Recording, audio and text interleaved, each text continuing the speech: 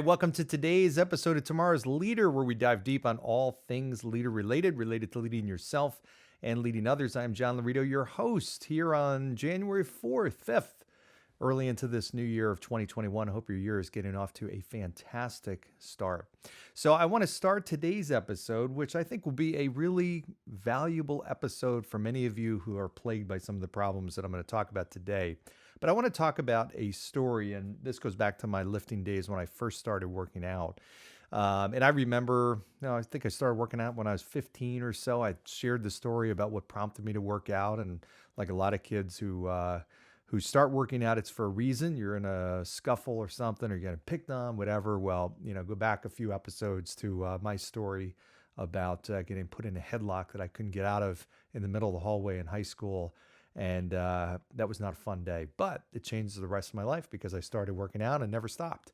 So when I did start working out and really started working out seriously, I remember there were certain muscle groups that just responded faster than others. My back was one of them that just responded fast for some reason. Couldn't explain it. I could feel the back exercises better. I could lift a lot of weight. My back became wider and thicker, and it grew faster than many of the other body parts I had, including my arms. And for those of you that work out, you do certain exercises for your back, which are called like lat pull downs, and you do rows and all kinds of stuff. And all of those, virtually all of them for your back, involve your arms. So what I found at some point, my back became so strong that it ultimately was not my back that was giving out. I could actually lift so much weight with my back, but it was my arms, and in particular my forearms, because my grip just could not hold on to the weight that my back was really wanting to lift. And consequently, I hit this major plateau. I couldn't get my back to grow anymore. And it wasn't because my back didn't want to grow. It wasn't because I didn't want it to grow. It wasn't because I didn't want to or it was able to lift more weight. My forearms were the weakness in this. So I couldn't figure out what to do with it. And then a friend turned me on to a great solution. And if you have lifted and never seen one of these things before, for those of you not watching this on YouTube, I'm holding up this black strap. And you actually have two of these things. And these are called lifting straps. And what you do with these things is you put them in your arm, around your wrist, and then you wrap this piece around the bar, you tighten it up, and all of a sudden your grip is no longer the problem. You can actually lift significantly more weight than you would otherwise. Problem was totally solved. When I mean totally solved, it was like night and day. I had the strength of somebody twice as strong as I was, at least in my forearms. And now I could continue to challenge my back and lift more and more weights, and my back grew and blah, blah, blah. So it was kind of this neat, easy, cheap solution to what was a big problem at that time. All right, what do I bring this up for? What does this have to do with leadership? It actually has a lot to do with leadership, because what I find in working with leaders, what I find in working with different organizations is that oftentimes, and I've heard, and you've heard the saying, okay, or the dilemma, I guess the big question, do you focus more on your strengths or do you focus more on your weaknesses? We all have both. And what direction do you spend more of your effort and energy and time? I'm a big believer you spend more of your effort and energy and time on your strengths, and take your strengths to as high a level as you can get. And if you look at ultra successful people and top leaders in all different organizations, they have continued to develop their strengths. But what happens when one of your weaknesses gets in the way of your strengths developing? In the case, for example, of my forearms not allowing my back to continue to grow. Well, what happens at that point? And there are leaders that are plagued by this problem. Some don't even realize it, that they have a weakness that's actually getting in the way of them reaching their potential, and then the organization ultimately reaching their potential, because leadership is the number one key, the number one ingredient to an organization's success. Yes, that's absolutely true. Leadership is the number one ingredient to an organization's long-term success. The product and the service could be great, but without great leadership, it's ultimately going to go so far. So what do we do? How do we handle that? And I'll give you a couple different examples. It's almost like a car that has 600 horsepower engine, but you've got bicycle tires on it.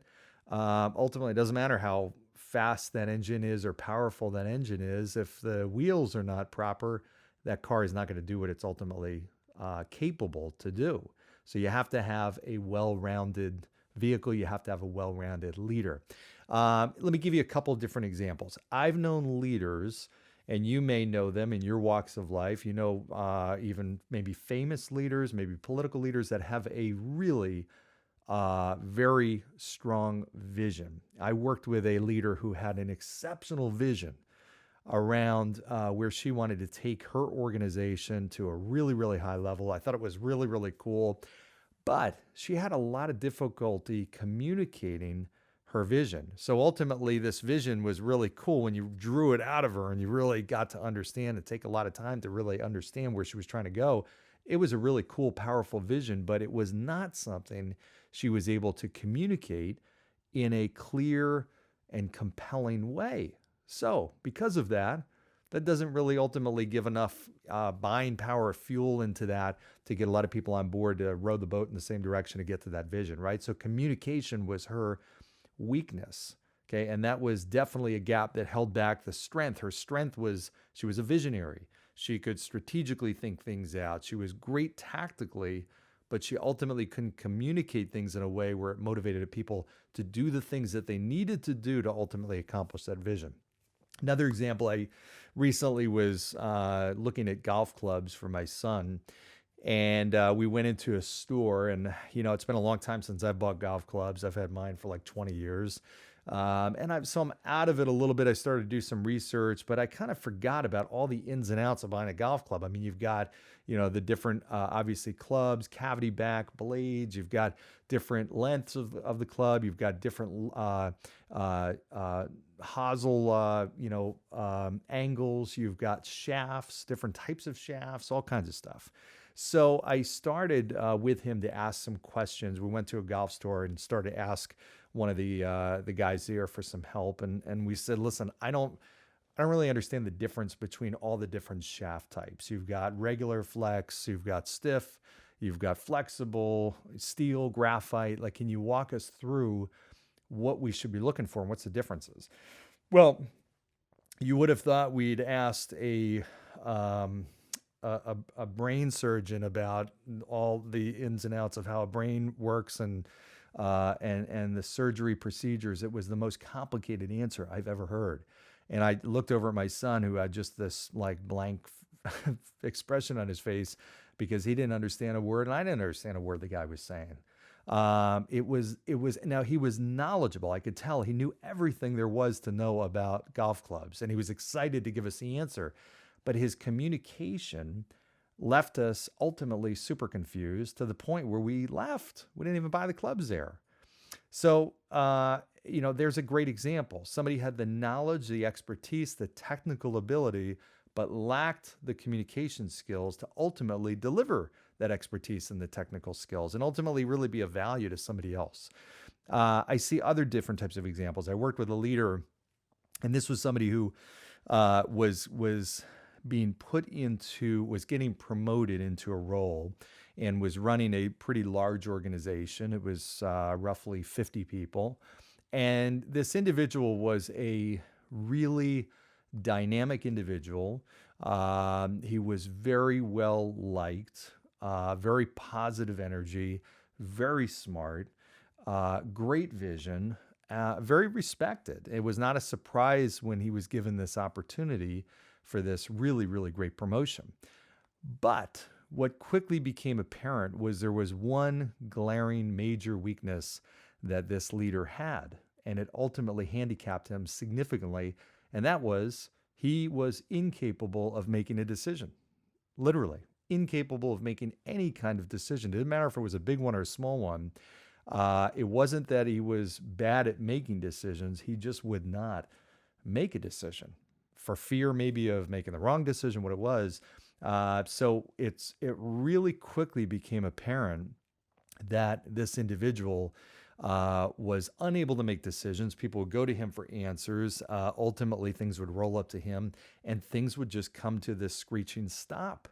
And so people around him became unbelievably frustrated, like pulling out their hair frustrated, and not able to really move the organization forward because this leader, as smart as he was, as liked as he was, as much of a visionary as he was, couldn't pull the trigger and make a decision even on small stuff. And what happened then is this really well-liked, well-respected leader, ultimately, there was a lot of resentment that grew and built. And the likability factor went down, the respect level went down, the organization started to underperform. It was this big chain reaction. That was one glaring weakness. All these strengths, but that one weakness held him back from ultimately getting as far as he could have gone in leadership. And that was just decision making. Okay, it's a small thing, but a big thing, the ability to make decisions. I'll give you another example, and I've seen this, and times in my career I suffered from this as well. There was a time where I said early in my career that I wanted to build an organization of people that were just like me. They thought like me. They had the work ethic like me. They had the personality style like me. And literally, I started building an organization of people that I liked because they were similar to me. But ultimately, I realized, and it didn't take me too long to realize, that's really not a great organization. Right? The best organizations are super diverse in terms of everything from personality to background, educational background, perspectives. I mean, you want an organization that's got all different levels of technical ability, and just you want an organization where people are willing to kind of battle it out and share different perspectives and not all nod their heads in the same direction and agree on every single thing. And I see leaders all the time, they build organizations in a way where it feels good because they've got people that are just like them. And they ultimately are what I call just not versatile. They're one-dimensional leaders. They're capable of leading one type of person. They can do it very well, but they're only capable of leading one type of individual, and they only attract that one type of individual. And then their organization only goes so far. There's ultimately a cap that you're going to hit because you have the same people with the same strengths and the same personalities and the same fears and the same comfort zones and the same intellect, everything. And you really quickly realize you've got a ceiling of complexity that you're going to hit against without diversity. So a leader that might have all these strengths, but it really doesn't have versatility to be able to change their leadership style. That's another one, is to be able to lead different types of people effectively, but also lead in different situations differently, because there are changing circumstances, even with the same people and personalities, but changing circumstances and changing landscape, which require different leadership skills. And ultimately, that's critical. So my point today is, how do you solve for what I call your biggest restrictor? We all have one. It may be one, it may be many things, several things, but typically it's going to be one thing that holds you back, and it's not a weakness that's worth focusing on unless it's something that's getting in the way of you truly developing your strengths. If it's a weakness that doesn't really matter, that's not important. I'm a big believer. Don't worry about that. Don't try to be perfect in every single thing. Go with your strengths. But when you have something that's what I call the biggest restrictor, that limits your ability to truly max out your potential and your organization's potential, you have to do something about it. And there's 3 things you can do. I'm going to share my 3 Ds. Now, you may have heard me talk about the 3 Ds or the 4 Ds that I've shared before when it comes to time management. Go back a few episodes to that one on time management, and you'll hear that. This is a totally different one. One of them is actually the same. Okay, here's the 3 Ds for you when you identify your biggest restrictor on how to solve it. 1, the first D is I can delegate, right? So if I'm not a great communicator, I can hire people around me who might be the people to help me get that message message across. They might be people that can help me with the communication. They may be people, I know a lot of leaders that have people that write their emails. They are people that write speeches for them. They're people that do all kinds of things that help them with the communication. They delegate it to somebody who is exceptional and much, much better than them. That's number 1. Okay, number 2 is I also can develop. I can choose to spend some time and work on that. Maybe if communication is my weakness, I could practice on communicating my vision. I could work on that enough so that I could articulate it in a clear way in a motivating way, in a way that really gets people jazzed up about where we're going, right? I could just practice that. I could develop that. So that's my second choice. I've got delegate first, develop second. Here's the last one. Define and design. Okay, what I mean by that is let me define what I'm really trying to accomplish. What am I trying, problem am I trying to solve? What is my ultimate goal? And then let me design or redesign how I'm going to ultimately get there. It may not need to involve my weakness at all. I mean, it may not need to. Ultimately, in this world that we're in has changed so fast, it's opened up all different kinds of new ways to do things. But I'll give you an example, that golf club story around the explanation of the shaft. Well, that didn't work. That guy, as great intentions as he had, and as much skills and expertise and technical ability and knowledge he had, his communication style was not helping us at all. It hurt us. It made us more confused than anything else. When we went to the next place, the next golf store actually had on the wall, it was probably a 3 feet by 4 foot huge sign that walked through all the different types of shafts and what they were, what type of player they were good for, what type of player they were bad for, and also what kind of your swing speed would dictate what shaft you needed. If you were swinging at this speed, this is what you should get. This speed, this is what you should get. It was like, wow, it was the most easy to understand. It was visual. It looked great. It was easy to understand. It answered all the questions I had and then some. It wasn't a human. All it was somebody took the time to create this sign because it probably is a question that's asked a lot. And they defined what their goal was. We want to educate our consumers. We want to educate our customers about how to pick out the right shaft and why it's important even to pick out the right shaft. And they designed a process around that in a way that could do it because they needed to do it over and over again in a way that can do it great. And it wasn't a person communicating. It was a sign, and it did a fantastic job. So those are the 3 ways that you can solve for your biggest restrictor. 1, delegate. 2, develop.